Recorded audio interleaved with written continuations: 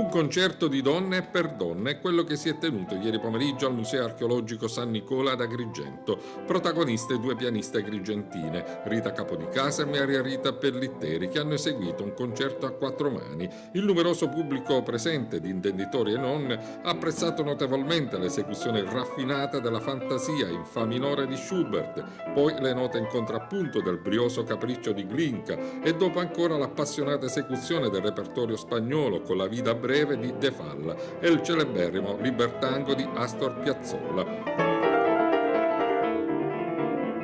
Il pubblico entusiasta ha applaudito con calore le pianiste soddisfatte del riscontro ottenuto. Un repertorio molto variegato e composito, dalla fantasia di Schubert alla melodia di Glinka e di temi folclorici russi, per arrivare al bellissimo repertorio spagnolo con Moscoschi, Manuel de Falla, La Vida breve, danze molto scoppiettanti e briose, fino ad arrivare alla Libertango di Piazzolla, rivisitato attraverso proprio una nostra